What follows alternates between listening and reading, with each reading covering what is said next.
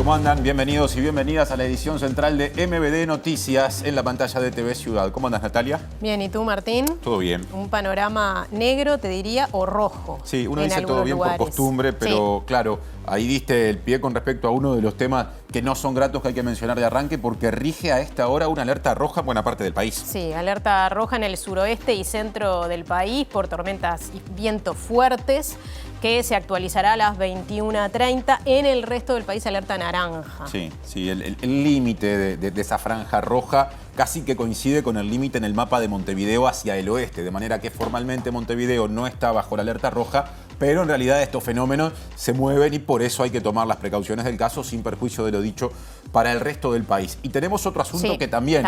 Genera incomodidad o inquietud, preocupación, porque el Ministerio de Salud Pública anunció que estamos, atención, ante la peor crisis de dengue de la historia de este país, debido a que hay 114 casos. El desglose dice 33 autóctonos, 51 importados, y por fuera de esos números hay otras 31 situaciones que están a estudio de laboratorio por considerarse casos sospechosos. Además, hay 10 personas internadas y se investiga la causa del fallecimiento de un hombre portador de dengue que también padecía otras patologías. Ante el temor de que la situación empeore por semana de turismo, la ministra Karina Arrando se reunió con el presidente Luis Lacalle Pou para evaluar la posibilidad de exonerar de impuestos a los repelentes. También se anunció que comenzará una campaña en medios de comunicación. Durante esta administración no hubo campaña en medios masivos, aunque se entiende que es la herramienta fundamental para controlar la enfermedad de dengue. Ahora vamos por otros temas. Repasamos los titulares. El Ministerio de Salud Pública prohibió la aplicación del método de reproducción asistida a recepción de óvulos de la pareja y colectivos de pacientes advierten que es discriminatorio. En Montevideo, una persona debe trabajar 34 años ahorrando el 100% del salario mínimo para acceder a una vivienda de 1 o 2 dormitorios, según una investigación.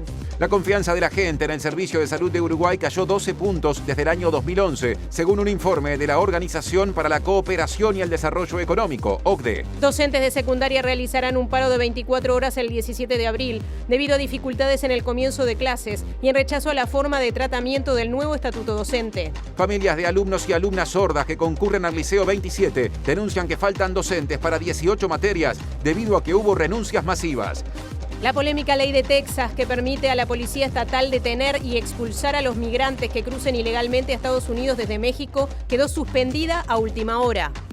Buenos Aires y otras 2 provincias argentinas están bajo alerta roja por precipitaciones y vientos fuertes. En las últimas horas hubo inundaciones y destrozos y una mujer falleció.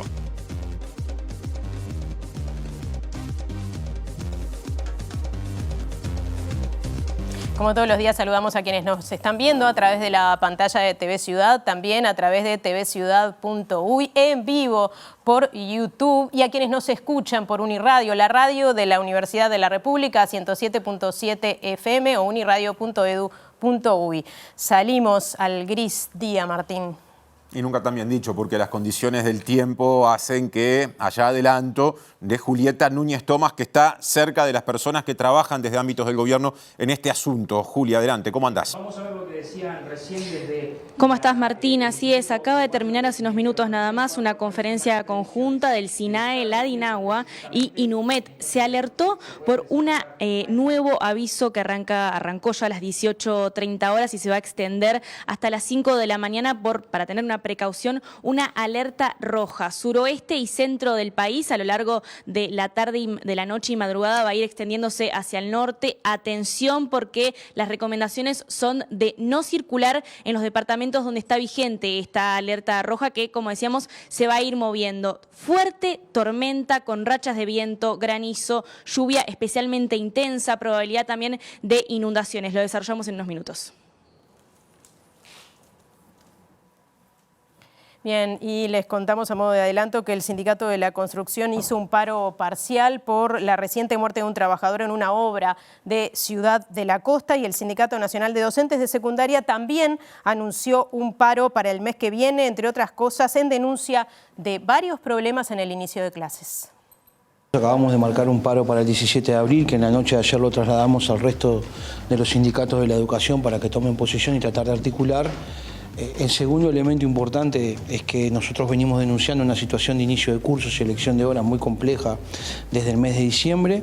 A pesar que hemos tenido muchos avances a partir de que se votó la ley de responsabilidad penal empresarial, sigue habiendo siniestros y muchos de ellos mortales como lo que vimos los otros días. Desarrollo informativo, actualizamos información vinculada al dengue, 114 casos a nivel nacional, 33 autóctonos, el resto 81 importados y además 31 situaciones que están en estudio por considerarse casos sospechosos a estas horas en laboratorio. La ministra de Salud, Karina Rando, dijo que estamos ante la peor crisis de la historia en materia de dengue y aseguró que esto puede empeorar en la semana de turismo. Históricamente, hasta ahora ha sido el peor momento, lo que no quiere decir que no podamos estar peor en las próximas semanas. ¿Y de qué eso depende? ¿De qué depende eso, ministra? Depende de los contagios que vayan a haber después de Semana Santa, depende de cuánto la población adhiera a volcar y vaciar todos los tachos que tienen reservorios para evitar que se siga criando el mosquito Aedes aegypti. Es decir, que depende mucho de lo que haga la población, del comportamiento, del uso de repelentes y bueno, y también de la evolución de la enfermedad, de la arbovirosis. Hicimos un repaso de las medidas que se puedan tomar y hasta ahora estamos tomando todas las medidas ya desde hace tiempo, inclusive desde antes de este rebrote. Ustedes recordarán que nosotros estábamos hablando de evitar los criaderos de mosquitos inclusive desde la época del COVID. O sea que seguimos trabajando con dengue como se ha venido haciendo desde hace muchos años y las prácticas y las recomendaciones están todas sobre la mesa. Lo único que quedaría para considerar, pero ya lo dije la vez pasada y lo vuelvo a repetir, es el tema de los repelentes. Los repelentes se va a hacer un estudio, el presidente se va a ocupar de hacer un estudio a ver si realmente han subido de precio o no. Y el tema de sacarle los impuestos, recordarle a la población que eso no garantiza que el repelente vaya a bajar de precio. Bueno, justamente en una reunión que mantuvieron la ministra Karina Rando y el presidente de la República analizaron, como ella contaba, esta posibilidad de exonerar los impuestos de los repelentes. Rando dijo que se están entregando repelentes a personas de sectores vulnerables y que en los próximos días va a comenzar una campaña en los medios de comunicación justamente para concientizar. Respecto al fallecimiento de una persona con dengue en Salto, Rando aseguró que aún no se determinó si la muerte fue ocasionada por el virus, ya que la persona padecía otra enfermedad. Y seguimos en tema porque el Ministerio de Salud Pública va a recorrer el predio de la Asociación Rural ubicado en el Prado, ¿no? en Montevideo, en el que la semana que viene se va a desarrollar la Semana Criolla para detectar la presencia de criaderos del mosquito Aedes aegypti. Durante el lanzamiento de esta Semana Criolla, la directora de Cultura de la Intendencia de Montevideo exhortó a utilizar repelente a quienes concurran y dijo que se analiza una posible fumigación. Ustedes saben que la fumigación tiene un doble rol. Por un lado, la gente se siente muy tranquila y muy confiada con ella y a veces abandona el hábito de protegerse. No queremos que eso pase. Si es necesario, se fumiga, pero de cualquier manera se exhorta a todas las personas a concurrir con repelente para la protección. Ustedes saben que los mosquitos están trayendo más de una patología a nosotros y esta es una semana donde confluye muchísima gente. Hay mucha gente que viajará fuera del país, pero todos los montevideanos estaremos allí y vendrá gente de distintos lugares, también de Brasil, de donde está viniendo mucha gente con una patología incorporada, a veces porque en Brasil está muy fuerte el tema del dengue. Así que esos cuidados van a estar y tendremos, por supuesto, nuestro centro de salud. Bueno, cambiamos de asunto. El precandidato presidencial nacionalista Álvaro Delgado cuestionó al precandidato frente amplista Yamandú Orsi y a la precandidata Carolina Cose porque no fueron a la Expo Activa, la muestra agroindustrial que se desarrolló en Soriano. Claro, de hecho dijo Delgado que Cose y Orsi faltaron para no tener que responder preguntas sobre impuestos durante una actividad que se hizo justamente en esa exposición con postulantes a la presidencia. Y los dos candidatos más importantes del partido de oposición que gobernaron 15 años no estaban para dar la cara y decir lo que iban a hacer con el sector agropecuario en el futuro. Yo creo que algunos no quisieron ir, o algunos no se animaron a contestar las preguntas que le habían puesto.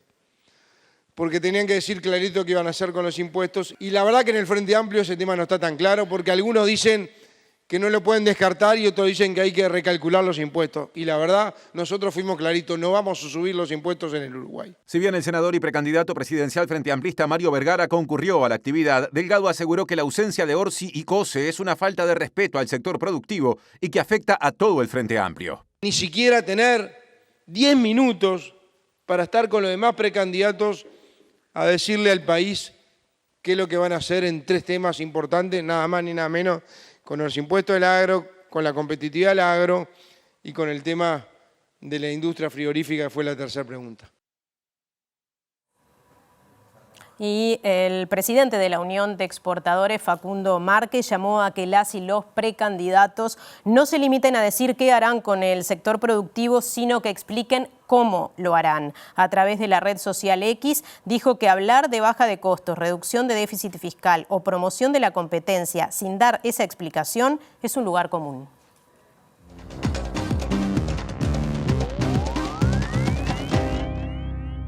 Y esta discusión que, entre otras personas, ha planteado Delgado en las últimas horas, le da fuerza al análisis de la campaña rumbo a las internas en clave territorial, y para eso estamos recibiendo a Eduardo Botinelli con su columna de análisis político de esta semana. ¿Cómo te va, Eduardo? ¿Qué tal, Martín? ¿Cómo estás? Bien, sé que para hablar de este tema que he planteado venís con números del año 2019. Sí, la idea es repasar qué sucedió en 2019 para tratar de encarar qué es lo que está sucediendo en esta campaña. Siempre con respecto a internas, ¿no? Siempre hablando de las internas de 2019 y un poco lo que ha pasado en internas 2014, lo vamos a ver después, y bueno, lo que se está desarrollando ahora es la campaña hacia las elecciones internas del 30 de junio. Entonces, el primer dato es que en la elección del 2019 votaron 1.080.000 personas en números redondos. Ajá. Que hay un dato importante, más de 90.000, 94.000 personas prácticamente votaron lo que se llama voto en blanco parcial, es decir, eligieron solamente el órgano deliberativo departamental, no votaron candidatura presidencial y órgano deliberativo nacional. Lo que da la pauta de lo que mueven sobre todo algunos partidos en el interior que están pensando ya ahora en la elección departamental del año que viene. Exactamente, lo hemos hablado varias veces que la elección de las elecciones internas no son solamente para elegir la candidatura presidencial. Bueno, ese es un dato relevante, es casi un 9% de quienes fueron a votar no pusieron voto para la candidatura presidencial, ¿no? Bien, ¿qué sucedió en 2019? Bueno, en las internas del 2019 el Frente Amplio tuvo cerca de 260.000 votos, es decir, el 24% del total de votos. El Partido Nacional estuvo en los 457.000, es decir, sacó el 42% del total de votantes. Esto no es una competencia entre partidos, eso es claro, pero da idea de la dimensión que tiene la elección interna y la participación, ¿no? El Partido Colorado estuvo en 185.000 votos, un 17% del total de votantes, y Cabildo Abierto tuvo casi 50.000 votos, es decir, un 5%. Es decir, cuando miramos cómo votaron, lo que vemos es que claramente el Partido Nacional tuvo una distancia muy importante en cantidad, en la movilización que tuvo de votantes en la elección interna, y es el partido que muestra el gap más chico entre lo que es la elección interna de voto voluntario y la elección de voto obligatorio de octubre. ¿Gap es diferencia? Gap es la diferencia entre la cantidad de votos que tiene en la interna con respecto a la cantidad de votos que tiene en la elección nacional. Y el Frente Amplio, que tuvo 260.000 votos, alcanzó los 900.000 en la primera vuelta. Es decir, es una diferencia de participación mucho más amplia entre los votantes del Frente Amplio que la del Partido Nacional. Esto está en disputa, entre otras cosas, porque lo que el Frente Amplio ya se ha planteado es mejorar sustancialmente esta votación que tuvo en las elecciones internas del 2019, entre otras cosas, porque fue su peor votación en la elección interna del 2019, ¿no? Es decir, de alguna forma mejorar eso da una señal de recuperación. Es un mensaje más que lo que importa en sí mismo cuánto vote, digamos, cuando comparamos partidos. ¿Y qué pasa con la distribución territorial de los votos? Bueno, ahí vamos a repasar rápidamente, primero, cómo votó el Frente Amplio en el territorio. Es decir, bueno, qué porcentaje de sus votos, de sus propios votos, fueron en Montevideo, cuánto fueron en Canelones y cuánto en el interior. Entonces, en la siguiente placa vamos a ver justamente el Frente Amplio tuvo casi la mitad de sus votos en Montevideo, el 15% en Canelones, y el 36% fue en el interior del país. El siguiente gráfico vamos a ver qué es lo que pasa con el Partido Nacional.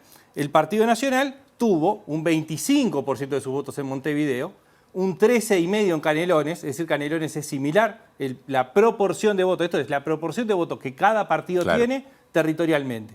Pero el 62% de los votos que obtuvo el Partido Nacional en la interna fueron en el interior del país. Vamos a ver la del Partido Colorado. El Partido Colorado tiene más de un tercio de sus votos, casi 4 de cada 10 en Montevideo, 1 de cada 10 en Canelones, también una proporción relativamente similar a lo de los otros partidos, y un poquito más de la mitad de sus votos en el interior del país. Y por último vamos a ver Cabildo Abierto. Cabildo Abierto tiene una concentración importante en el interior.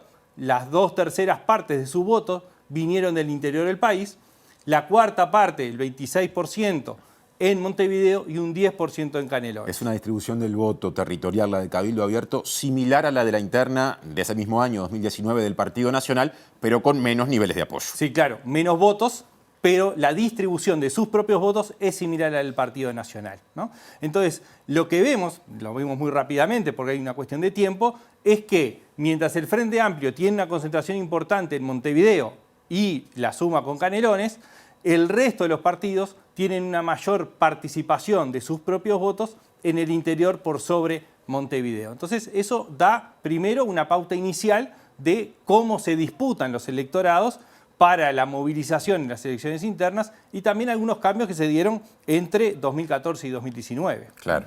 Sí. Ahí lo que vemos es que cuando miramos 2014 con 2019, el Frente Amplio perdió 14.000 votos en Montevideo, 6.000 votos en Canelones y perdió 22.000 votos en el interior. Entonces, cuando miramos un poco cómo se va desarrollando la campaña y qué es lo que están haciendo las distintas candidaturas, bueno, el Frente Amplio primero trata de consolidar su voto en Montevideo y en Canelones, entre otras cosas, porque 2 de sus candidatos son intendente de Montevideo y intendente de Canelones.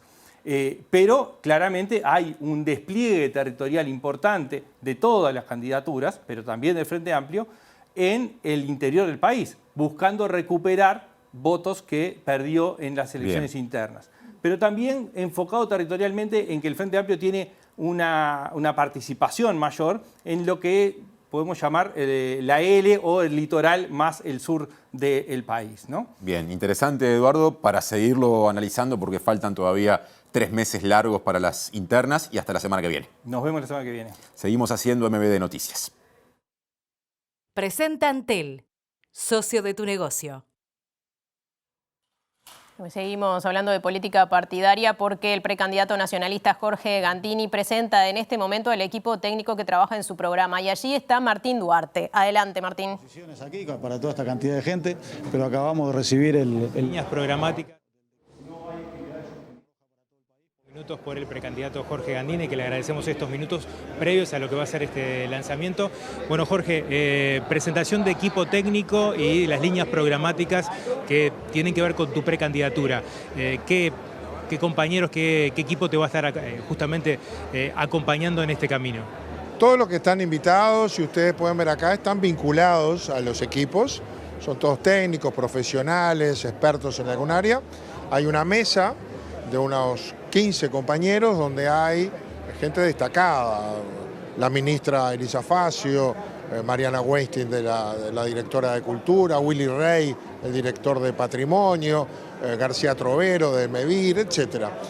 Hay jóvenes también, nosotros confiamos mucho en la gente joven, está Parillo Sarabia, está Santiago Gutiérrez, está compañeras como Agustina Umpierres, hay de todo. También nos va a acompañar hoy como un expositor Ignacio Muncho, con el que tenemos un diálogo hace mucho tiempo, porque Ceres aporta mucha investigación, mucho estudio y mucha propuesta. Ha estudiado el país a fondo y en ese diálogo de los intelectuales, técnicos, académicos con lo político, hemos construido un vínculo que nos ha permitido que hoy Muncho se dirija a todos nuestros equipos, orientando con su visión. Luego vendrá la nuestra y el equipo político.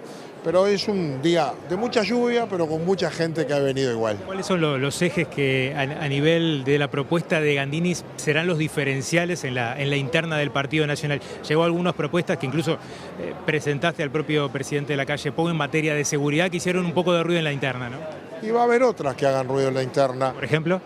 Bueno, ahora las vamos a ver. Pero a ver, primero, nosotros creemos, nos da una enorme felicidad las coincidencias. Escucharlo a Álvaro Delgado hablar del segundo piso de transformaciones y a Laura hablar de una nueva ola de transformaciones coincide con nuestra visión. También ha sido crítico que se podían haber muchas cosas planteadas ahora en este gobierno. Bueno, algunas todavía estamos a tiempo, pero evidentemente el rumbo es el correcto, hay coincidencias en él, nosotros creemos que estamos a un clic del desarrollo, podemos ser el país más desarrollado de América en lo económico, pero nosotros ponemos el énfasis en la igualdad, en lo social, en la justicia social, en la distribución adecuada de esa riqueza que hay que ir generando. Ponemos mucho énfasis en la educación terciaria, acompañada de la capacitación y la descentralización de oportunidades. Nuestros jóvenes del interior tienen que poder acceder a la educación terciaria, quedándose a vivir en el interior, recibiéndose allí y poniendo sus conocimientos en el lugar donde nacieron. Este es un esfuerzo que compartimos y compartiremos con la universidad. Nosotros tenemos un vínculo con la UDELAR, quizás no lo tiene el resto del partido, pero lo tenemos nosotros en un diálogo permanente, y la capacitación para el nuevo mundo del empleo es fundamental si queremos dar ese salto. Presentó Antel, socio de tu negocio. Bien, pasamos ahora a tiendas frente amplistas porque se está formalizando en este momento el apoyo de Plataforma y el Grupo Magnolia a la precandidatura de Yamandu Orsi, que está hablando en este momento. Allí está Diego Martín y equipo. Adelante. Cristian como Álvaro lo han demostrado desde sus experiencias personales, que estaría de más mencionarlo ahora, pero son compañeros con los que he navegado en todos estos años de manera muy convencidos y además con mucha alegría, porque coincidimos muchísimo en cómo tenemos que pensar el país. Recuerdo cuando Cristian tuvo que resignar incluso un empleo público que tenía por el compromiso político, o todos los aportes de Álvaro desde el Ministerio de Economía, o cuando fue el primero en indicarnos a nosotros de los gobiernos departamentales que era importante la perspectiva, por ejemplo. Y más ahora en estos últimos años, cuando el programa del Frente Amplio tuvo la conducción tanto de Álvaro como de Ricardo. Eso nos permite a nosotros enriquecernos mucho más, pero todo va a confluir en lo mismo con el resto de las candidaturas, con el resto de la fuerza, porque cuanto más fuertes seamos cada uno de los candidatos, mejor para llegar hacia octubre. Así que el agradecimiento por estar acá a ustedes, que nos permite dar el mensaje, y el compromiso de cuidarnos todos en un día como hoy, y que podamos andar con cuidado, y no solo cuidarnos nosotros, sino cuidar a los que están alrededor. Así que por eso la actividad la estamos terminando acá, y las disculpas del caso. Si hubo críticas por su no presencia en la Expo Activa. Ya expliqué qué fue lo que había pasado. Yo voy siempre a la Expo Activa, todos los años iba. Este año se cambió la fecha, estaba previsto para el 12, tenía todo pronto para el 12, no pudo ser, y como las agendas son muy apretadas de cada interna, no pude cambiar las cosas del día 19. Es una lástima no haber podido estar, por supuesto me hubiese gustado estar, pero no se pudo. Es un tema de corrimiento de agenda que me complicó, no tiene más misterio que eso, y creo que todo lo que se intente pensar por ahí. También es cierto que tenemos que hablar mucho con ese sector de la economía, porque ahí se juega gran parte del partido del futuro. El presidente de la República anunció que se va a revisar, o por lo menos tomó la decisión el Poder Ejecutivo, a pedido del directorio de Antel, de revisar el fallo. Que otro fiscal revise la resolución tomada por el caso del Antel Arena. Es una decisión muy triste, porque hasta ahora yo incluso hasta me cuidaba cuando me preguntaban si el presidente estaba en campaña. Yo era muy prudente. Me está dejando sin respuesta. Nunca me imaginé un presidente de la República, después que la justicia ya falló, revisar, nada menos que en este momento, por lo que quiero pensar que se equivocó y que lo va a corregir su posición. Ojalá. Sí, hoy el exintendente de Colonia, Walter Zimmer, dijo que estaba a disposición si usted lo disponía. Pasa que con Walter tenemos una relación de años por el Congreso de Intendentes, incluso con Marcos. Me pasa con otros intendentes también. Estoy seguro que sea cual sea el esquema de los intendentes que haya en el país, si me toca conducir los destinos de este país, gran parte de las cosas las voy a hacer junto con ellos. ¿Puede estar Zimmer en su equipo? Y los referentes del interior tienen que estar siempre, en el lugar que sea. Y además,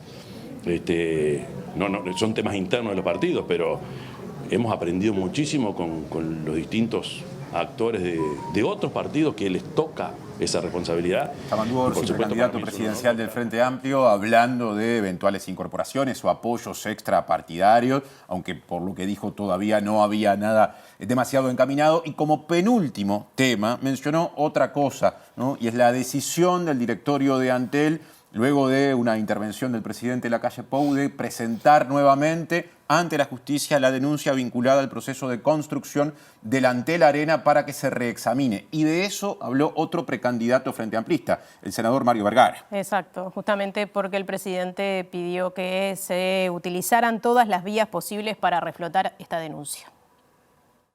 La causa de la construcción del Antel Arena, por la que pesaba una denuncia a la gestión de Carolina Cose al frente del ente por llevar adelante una obra que supuestamente estaba fuera de las competencias de la firma telefónica, fue archivada por el fiscal de delitos económicos de primer turno, Alejandro Machado. El presidente Luis Lacalle Pou le comunicó a la presidenta de Antel, Anabela Suburú, su intención de que se agoten todas las instancias, según informaron El Observador y El País. El plazo máximo para solicitar que se vuelva a analizar la denuncia es el 1 de abril. Tiene una intencionalidad político-electoral, porque ya los ámbitos judiciales ya tomaron las decisiones, decidieron archivar el asunto, no encontraron mérito para que ese asunto continuara en la órbita judicial.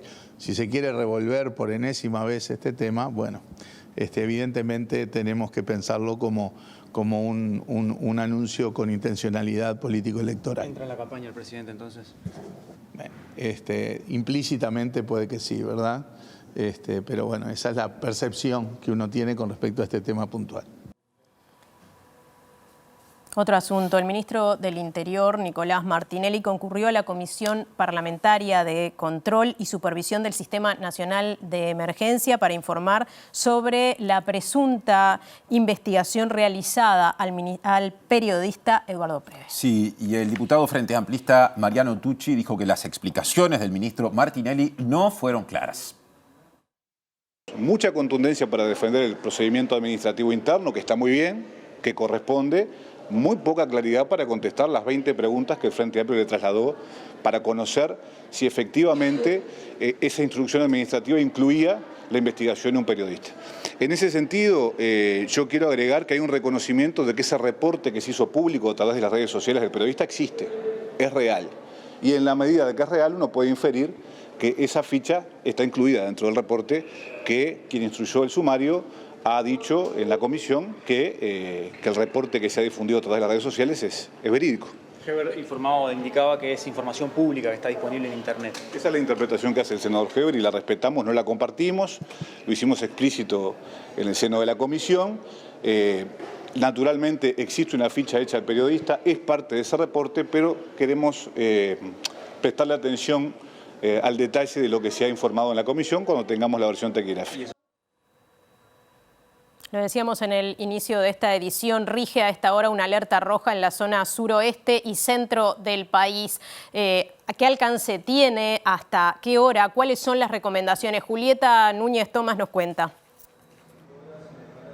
Así es, Natalia, como les decías recién, desde las 18:30 y va a ser actualizada a las 21:30 horas, rige una alerta roja para el sureste y centro del país. Esto se va a estar trasladando hacia el norte a lo largo de la noche y madrugada. Atención, porque va a haber intensa actividad de tormenta. Esto lo que motivó fue una resolución por parte del Poder Ejecutivo, que lo que significa es que va a haber una vigilancia constante, un monitoreo, y van a estar tanto el SINAE como los centros de emergencia departamentales en sesión permanente hasta este plazo, que son las 5 de la mañana, que se puso como un plazo, bueno, para tener las precauciones necesarias y en esos momentos poder destinar todos los recursos para aquellas personas que los necesiten en el marco de esta situación, meteorológica, hidrometeorológica. Vamos a escuchar ahora a Santiago Caramés, presidente del SINAE, cuáles son las recomendaciones que elaboraron en conjunto con Inumet para la población. Dentro de las viviendas, dentro de lo posible, Mantenerse informado, esto lo decimos constantemente, sobre los pronósticos oficiales, el estado de tiempo y las advertencias de las autoridades. Tomar especial precauciones con las personas más vulnerables, los niños, las niñas, las personas mayores, las personas con discapacidad, las personas enfermas. No dejarlas solas, pegarle un llamado, a ver cómo están. A veces se genera nerviosismo, esto no es para generar nerviosismo, en realidad lo que lo hacemos es para tratar de cuidar lo más posible a las personas, mantener a los animales domésticos en lugares protegidos, retirar del entorno objetos que pueden ser impulsados por el viento y transformarse en proyectiles, cerrar y asegurar puertas y ventanas exteriores y evitar permanecer cerca de ellas. Si es necesario y vienen vientos fuertes y se complica, refugiarse en la habitación más protegida de la vivienda. No realizar maniobras para las cuales no fue entrenado. Nosotros a veces con ganas de ayudar en algunas situaciones hacemos cosas que no hay que hacer.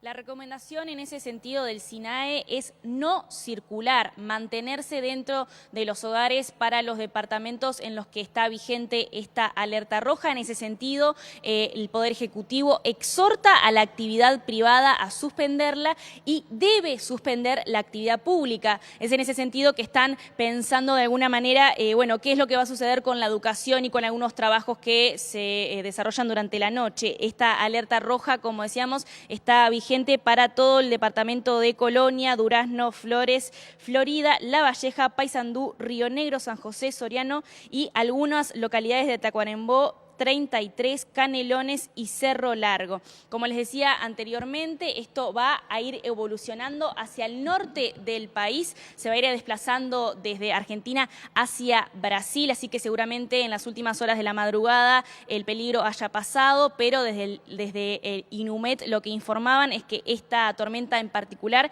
va a contar con grandes cantidades de granizo, actividad eléctrica intensa, rayos, rachas de viento, ráfagas que pueden llegar a estar entre los 90 y 100 kilómetros por hora, incluso en algunas localidades pueden superar los 130 kilómetros por hora y también esta actividad eléctrica y intensa actividad de precipitación, rachas puntuales pero muy fuertes. Es en ese sentido que también hay una alerta vinculada a las inundaciones que, según mencionaron, pueden llegar a ser más fuertes de las que se experimentaron en los últimos días. Así que atención a las palabras de José Villalba de la DINAGUA, que explicó cuál es la situación que se puede dar en aquellos ríos que desembocan en el río Uruguay y especial atención a los que están vinculados al Santa Lucía y también a Salto y Paysandú. Vamos a escuchar la explicación de qué es lo que puede llegar a suceder con estos afluentes.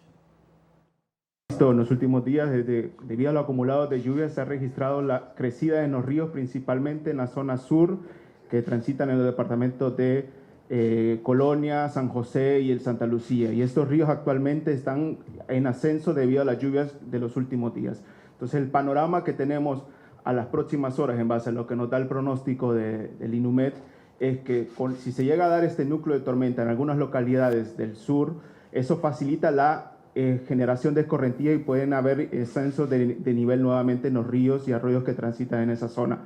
Además de que se pueden generar inundaciones en localidades ubicadas en esa zona debido al drenaje pluvial. En ese sentido, y con estas recomendaciones vinculadas a las inundaciones y a no circular, se pide especial precaución en aquellos cruces, puentes, lugares que puedan tener exceso de agua. Por favor, la precaución allí y también al manejar, extrema precaución en el manejo. Les decía que esto va a estar actualizándose 21 a 30 horas y va a estar en sesión permanente, como le decíamos, el SINAE y los SECOED, para estar pendientes de esta situación que esperemos que mañana mejore y pase. Gracias, Julieta y equipo. Cambiamos de tema. El directorio de la Junta de Transparencia y Ética Pública, JUTEP, resolvió por mayoría o determinó por mayoría que no hubo irregularidades en el caso de ingreso de personas de Rusia al Uruguay durante la pandemia, ingreso que fue en aquel momento autorizado por el hoy precandidato ante secretario de la presidencia, Álvaro Delgado. Esto no fue votado por la representante por el Frente Amplio en el organismo y la Fiscalía investiga nexos de estos ciudadanos que se casaron en un supermercado en el Chuy. Ellos entendieron que no había ninguna irregularidad jurídica, a contrario de lo que entendí yo, que bueno, no solo voté en contra, sino que además fundamenté las razones por las cuales consideraba que se habían violado normas importantes, porque si ustedes recuerdan, la normativa al principio de la emergencia sanitaria era muy restrictiva. No se podía ingresar al país salvo que tuvieras pasajes comprados antes de determinada fecha y en los casos también de transporte de mercadería. Se podía entrar solo en casos excepcionales y por razones de urgencia. Bueno, como en las resoluciones esa información en los fundamentos no surgía, dije, bueno, pidámosle que nos manden el expediente, porque capaz que está ahí y surge implícito de las actuaciones administrativas, que están los fundamentos y se termina la historia. El tema es que nunca vino un expediente, nos contestó. 2 veces hubo que pedirle la información a la Secretaría de la Presidencia. Los actos tienen que estar fundados y no, ese requerimiento no se cumplió, por lo cual yo voté en contra a lo que resolvió la mayoría.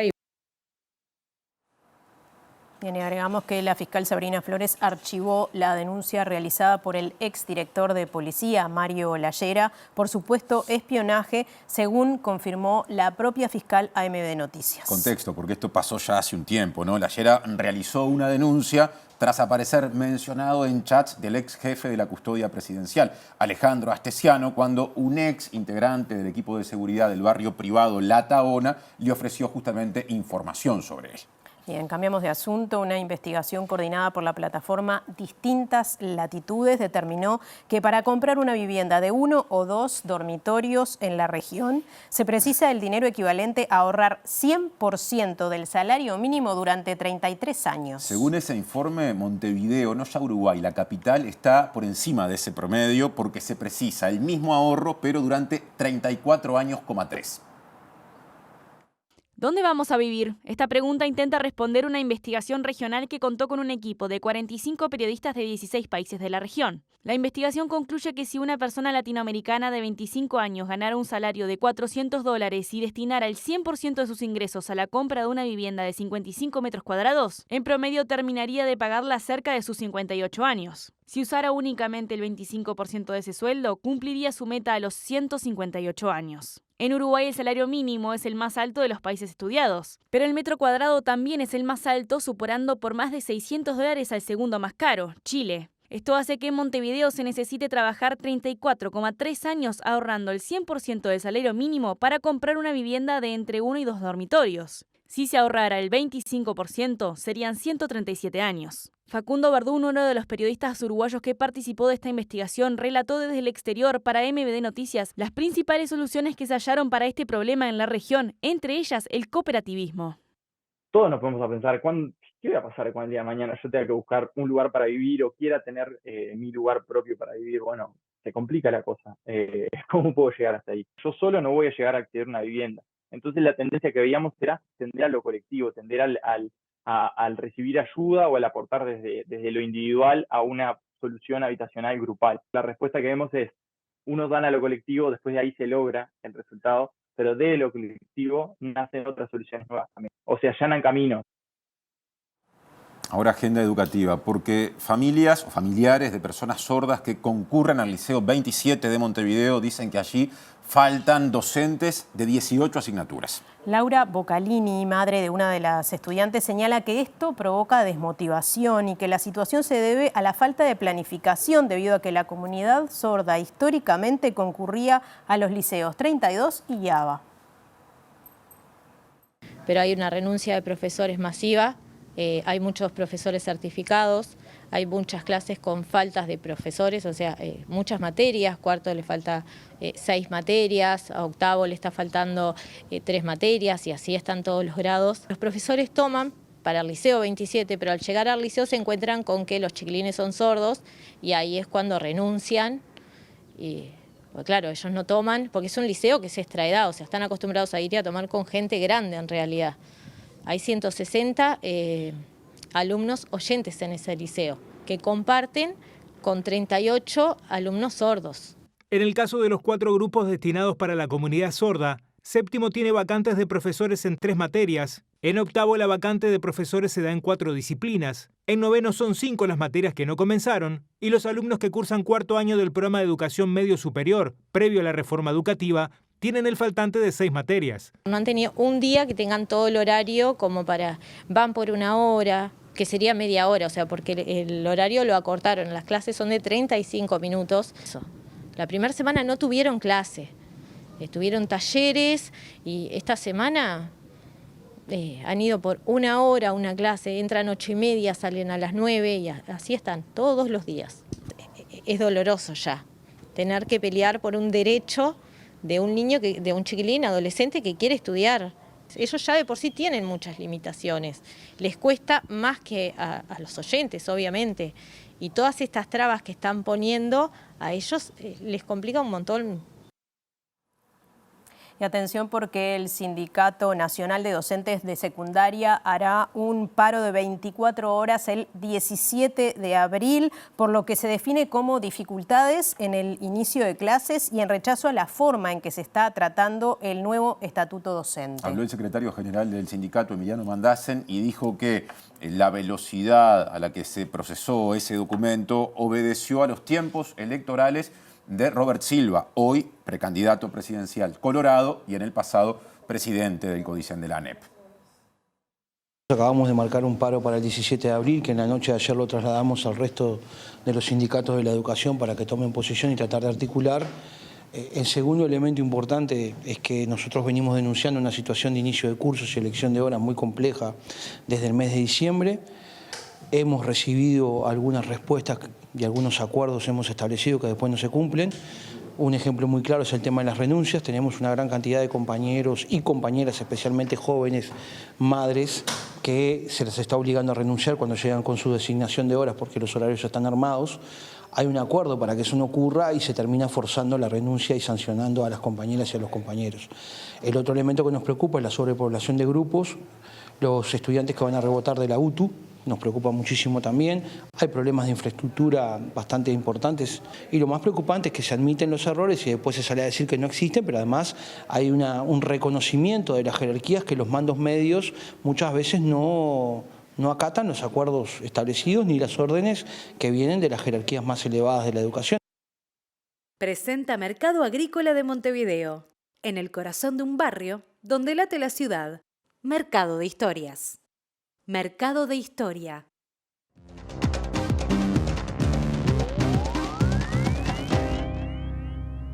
¿Qué tal? Buenas noches, si así se le puede llamar en estas condiciones climáticas que estamos viviendo. Pero bueno, vamos al panorama internacional. Marcha atrás con la ley que el gobernador de Texas, Greg Abbott, había comenzado a aplicar luego que la Suprema Corte de Justicia de Estados Unidos habilitara precisamente al gobernador de Texas a poner en práctica una ley que permitía que las personas migrantes que fueran detenidas en ese estado pudieran tener prisión de hasta 20 años o ser devueltas a México en forma inmediata, algo a lo que se oponía el gobierno mexicano. La normativa, que ha sido muy polémica y cuestionada por el propio gobierno de Estados Unidos, duró poco porque un tribunal de apelaciones volvió a dejarla en suspenso, lo cual no quiere decir que en algún momento se aplique. Es una ley muy polémica y que ha confrontado fuertemente al gobierno de Texas, que está muy aliado con el expresidente Donald Trump, con el presidente Joe Biden y el gobierno de Estados Unidos, que se opone a que esto esté por encima de una ley federal. El Tribunal de Apelaciones del Quinto Circuito volvió a bloquear la normativa en una decisión que, sin embargo, podría ser pronto revocada, permitiendo que la ley entre en vigor de nuevo mientras continúan los argumentos sobre ella en esta instancia. Esta legislación, que convierte en un delito estatal la entrada ilegal en el territorio, prevé penas de hasta 20 años de prisión y autoriza a los jueces la expulsión de migrantes a México, fue impulsada por el estado de Texas, gobernado por el republicano Greg Abbott, un gran admirador de Donald Trump. Un tribunal de apelaciones decidió que la SB 4 podía aplicarse a menos que la Corte Suprema dictaminara lo contrario, algo que ocurrió este martes cuando la Corte en pleno, que tiene una mayoría conservadora de 6-3, dio luz verde a su aplicación. La administración de Joe Biden se ha opuesto firmemente a la llamada ley SB4, argumentando que el gobierno federal tiene autoridad sobre los asuntos de inmigración, no los estados por separado, luego que un juez federal la suspendiera temporalmente en febrero, argumentando que entraba en conflicto con las disposiciones clave de la ley federal de inmigración.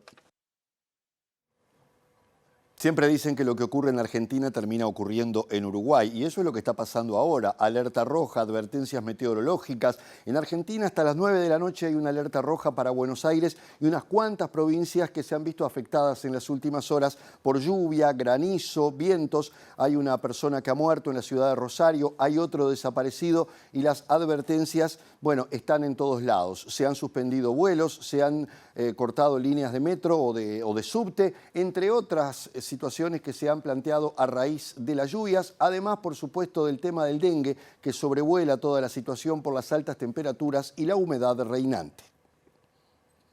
La provincia de Buenos Aires y la capital amanecieron este miércoles con alerta por fuertes tormentas y vientos que han causado daños materiales y la cancelación de vuelos en los principales aeropuertos, al tiempo que el servicio meteorológico elevó de naranja a roja la alerta por tormenta, que implica lluvias intensas con caída de 50 a 90 milímetros de agua con ráfagas de más de 90 kilómetros por hora y caída de granizo.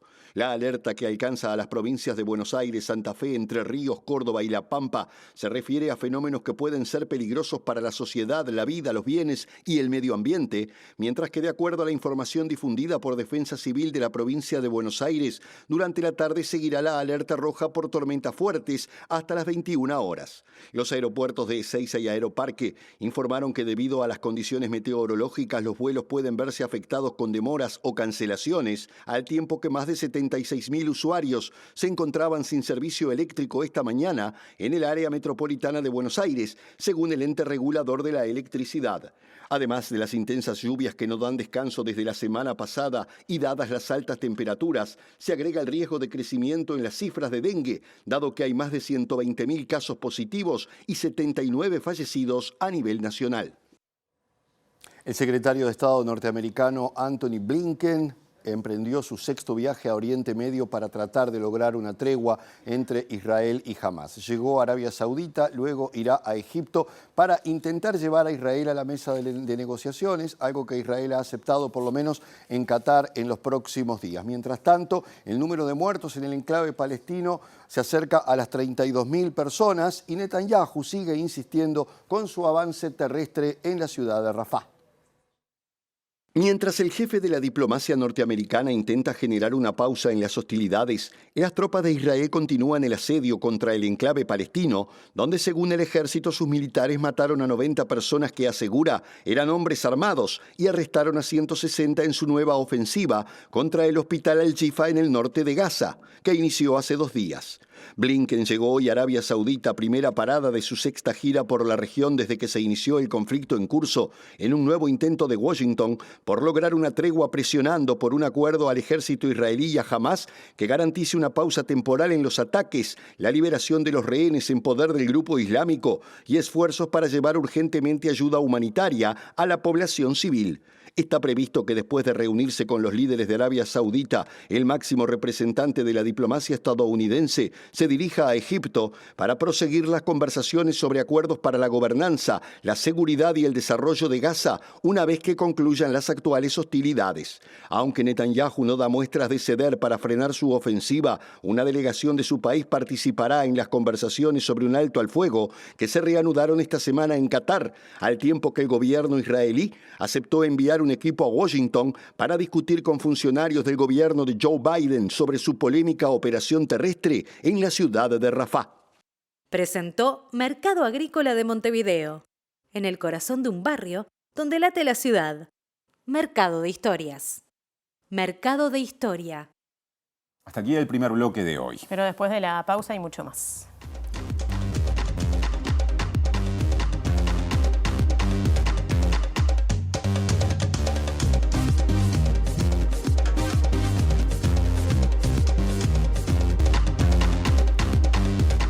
Seguimos con más más MD Noticias. Sí, les contamos que el Ministerio de Salud Pública prohibió a finales del año pasado, o sea, a finales del año 2023, la aplicación del método de reproducción asistida denominado ROPA, esto es recepción de óvulos de la pareja, que permite a parejas de mujeres tener hijos e hijas. Esto generó preocupación en parejas, colectivos y especialistas que entienden que la decisión fue arbitraria y discriminatoria. Esta prohibición del Ministerio de Salud Pública lo que hace es que estas mujeres que deciden ser mamás de esta forma, hoy no lo pueden hacer, está prohibido, solamente pueden hacerlo como está hoy permitido, digamos, que es, bueno, presentarse como pareja, pero donde no puede aportar uno el óvulo y la otra gestar, sino que la que aporta el óvulo es la que lo gesta, digamos, ¿no? Esta prohibición, por supuesto, que es como muy arbitraria, entiendo como profesional y como mamá también, sobre todo por los argumentos. O sea, el Ministerio de Salud Pública argumenta que es una subrogación uterina, lo cual es un error de interpretación de la ley. Hoy la ley no prohíbe este método ROPA, sin embargo el Ministerio de Salud Pública sí lo prohíbe. Es como decir que una pareja hombre subroga el vientre de su mujer, realmente es descabellado, y además considera que es una donación, también desconociendo la propia ley de reproducción humana asistida, que habla que la donación es anónima y altruista en nuestro país. Por lo tanto, esto no sería una donación, eso es una pareja que se presenta y desea un hijo y lo desea concebir de esta forma. Bien, presten atención. La confianza de la gente en el sistema de salud de Uruguay cayó 12 puntos desde el año 2011, según la última encuesta o el último informe de la OCDE, la Organización para la Cooperación y Desarrollo Económico. Y la caída que se dio en Uruguay fue tan pronunciada que llegó a la baja el promedio de confianza de todos los países de Latinoamérica y el Caribe. Cada 4 años, la OCDE presenta el panorama de las administraciones públicas en América Latina y el Caribe, que mide aspectos como el avance en rubros vinculados al gobierno electrónico, la relación costo-beneficio del gasto o la confianza ciudadana en distintas instituciones. Uruguay se destaca en áreas como satisfacción con la democracia, ya que 82% de su población se mostró conforme, siendo junto a Guyana uno de los 2 únicos estados en los cuales este indicador mejoró. Si bien Uruguay también mantiene lugares de privilegio en otros rubros, la OCDE advierte un declive en varios de ellos, siendo el más abrupto el relacionado con el sistema de salud. Al medir la satisfacción con los servicios públicos, se señala que en 2022, 53% de la población latinoamericana y caribeña estaba conforme con la atención en salud, casi 3 puntos menos que en 2011. Según el informe, el descenso global se debió a importantes caídas en un número pequeño de países, a pesar de que en 10 de los 18 que fueron encuestados se produjeron mejoras pequeñas o insignificantes. Los 3 países con los niveles más altos son Costa Rica, 70%, Nicaragua, 67% y El Salvador, 63%. Mismo porcentaje de Uruguay, que sin embargo bajó del 75% que ostentaba en 2011, cuando la reforma del Sistema Nacional Integrado de Salud empezaba a consolidarse. El pronóstico del tiempo de hoy obliga a que antes hablemos de la alerta que está vigente de color rojo en buena parte del país, sobre todo, ahí lo están viendo, ¿no? En buena parte del centro del país y también del suroeste, y de color naranja en el resto del territorio. Así que las condiciones son adversas en todo el territorio nacional con ese matiz. Sí, bueno, se espera que esta situación más compleja se vaya corriendo hacia el norte, nos lo decía Julieta Núñez, que estuvo en esa conferencia del SINAE, pero veremos cómo transcurren las próximas horas. En la zona metropolitana están pronosticadas tormentas, lluvias, sobre todo en la mañana, y puede haber también vientos fuertes. Efectivamente, vamos a repasar ahora lo que pronostica Inumet, como decías Natalia, para las próximas 48 horas. Exacto, jueves 21 de marzo, como decíamos, en la mañana hay pronóstico de lluvias y algunas tormentas, pero mejora en la tarde, 16 grados la mínima, 20 la máxima, baja la temperatura. Claro, y esto, lo de la mejora, se confirma ya rumbo al viernes 22 de marzo, porque se espera en capital y cercanías una mínima de 13 grados, una máxima de 21 y ya no se pronostican lluvias. Bien, bueno, nosotros nos estamos yendo, como todos los días los invitamos a quedarse porque ya viene la OVE. Claro, queda hecha la invitación a tomar las precauciones ante esta situación del tiempo y mañana estaremos por acá, ojalá que para contar una situación mejor. Desde las 8 de la mañana MB Noticias estará informando, nosotros a las 19. Eso mismo, y en el medio la de las 13 horas. Perdón, 18:55, vamos a decirlo correctamente. Chao. Chao.